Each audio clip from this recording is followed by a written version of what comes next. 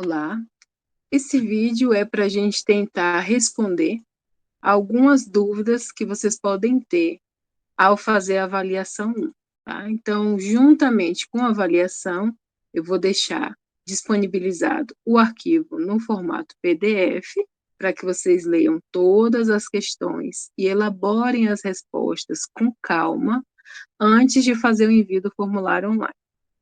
E também esse vídeo que eu estou preparando agora vai estar disponibilizado para vocês. Eu vou estar abrindo aqui o arquivo em PDF. Esse arquivo, ele tem as questões da avaliação 1 e a indicação de quantos pontos vale cada questão. As questões, elas são baseadas no conteúdo da matéria. Então, sempre no enunciado ou antes da questão, vai estar informando qual o texto, qual o conteúdo em qual você deve se basear para responder a pergunta, né? Isso nessa questão e nas demais também. Algumas perguntas que talvez vocês tenham dúvidas, certo?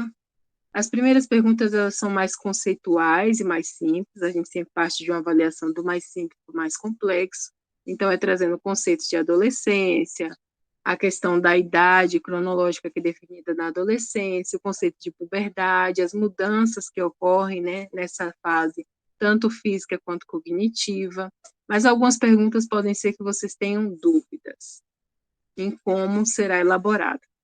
Por exemplo, esta pergunta aqui. O desenvolvimento moral da teoria de Kohlberg mostra que a pessoa pode responder aos dilemas cotidianos em diferentes níveis, de acordo com o estágio do raciocínio moral.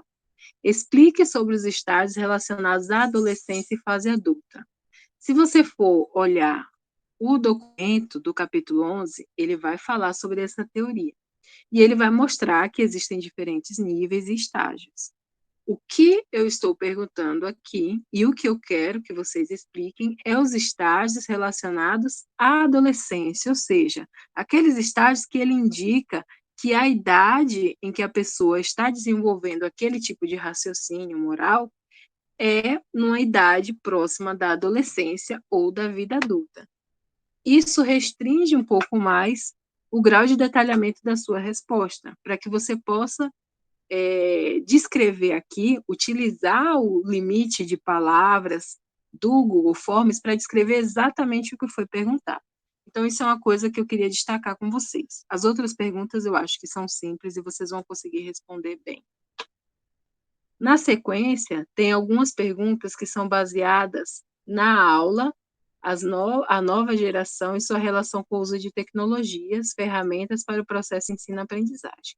Então, nessa aula, que a aula síncrona vai ocorrer no dia 20, vocês vão saber aprender conteúdos, né, que já tem até um material que foi disponibilizado pela pessoa que foi convidada para falar, sobre essa nova geração e sua relação com a tecnologia. Então, essas duas perguntas, elas são de um nível mais pessoal e interpretativo. Não é necessariamente o que o conteúdo aborda, mas como você percebe o uso desse conteúdo para uma aplicação mais prática. Então, a primeira pergunta é, considerando a relação da geração alfa com as tecnologias, como o professor de educação física pode apropriar-se de recursos tecnológicos no ensino-aprendizagem? Então, vai ser discutido isso durante a aula. Alguns textos que foram encaminhados sobre esse tema discutiram sobre isso, e agora você vai dizer como você enxerga o que o professor de educação física pode fazer essa relação. Da mesma forma, a questão seguinte, ela é interpretativa. Considerando as particularidades, ou seja, a vida e cotidiano do adolescente da região amazônica, dê exemplos de como o professor de educação física pode abordar os diferentes contextos ambientais e socioculturais desses alunos nas suas aulas.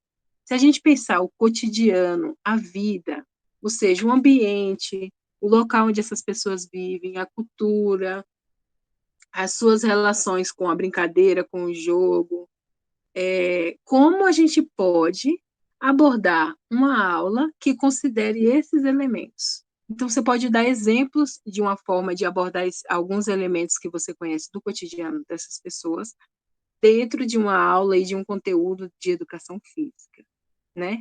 Então, é uma pergunta interpretativa. Você não vai encontrar a resposta exatamente igual em nenhum documento, mas você vai interpretar o que a literatura fala sobre isso e como, a partir do que você conhece da região amazônica, que é onde nós estudamos, moramos, a partir disso que você conhece, como a gente pode ter aí exemplos de abordar e fazer o link entre o ensino de um conteúdo da educação física e a experiência que o aluno tem em relação ao local onde ele vive, e a cultura que ele vive. A última questão, ela é um texto de até 30 linhas, né? Um texto de até 30 linhas significa que você pode escrever 10, 15, 20 ou no máximo 30 linhas. Então, o limite é máximo. Eu não dei o limite mínimo. Mas, supondo que é 30 linhas, não tem como a pessoa responder dentro do grau de informação que eu estou pedindo com um parágrafo, né? Então, há aí uma necessidade de um texto mais longo do que os anteriores. Essa questão, ela vale mais pontos que as demais. O que é que eu estou pedindo que seja abordado aqui? Essa questão, ela vai falar sobre os diferentes fatores que podem afetar o sucesso de um aluno que esteja adolescente. No documento do capítulo 11, ele fala sobre essas questões educacionais e vocacionais, e que elas podem afetar o sucesso do aluno, né? Questões relacionadas à motivação, relacionadas a gênero, a relação com a tecnologia, parentalidade, etnia, ele dá vários exemplos. Então, é importante que você leia esse item, né, esse subcapítulo que está no capítulo 11, eu creio que são ou são 2 páginas, para que você consiga fazer essa redação. Então, com base nas leituras desse capítulo e tudo que você aprendeu na disciplina, e os conteúdos, né, que são do conteúdo do módulo 1, eu peço que você escreva um texto de até 30 linhas, e aqui eu informo o tamanho da letra e a fonte, sobre como o professor pode ajudar os estudantes do ensino médio a ter um bom desempenho acadêmico. Quais são as instruções, orientações e dicas que foi percebida durante a leitura dos documentos, durante a aula síncrona, que você pode trazer para esse texto, demonstrando a maneira que o professor e a escola pode ajudar o aluno a ter um bom desempenho acadêmico, a concluir a educação básica com sucesso, tá? Então, você pode escrever o texto no Word e depois você vai anexar no formulário online. Tem essa opção aqui, que é anexar o texto aqui. E aí você vai clicar no link e fazer o upload do arquivo, que já vai estar salvo no seu celular ou no seu computador.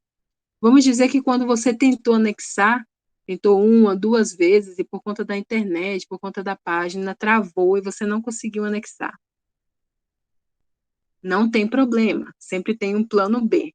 Qual seria o plano B? Você anexar uma atividade do Google Sala de Aula. No Google Sala de Aula, você tem essa função de anexar.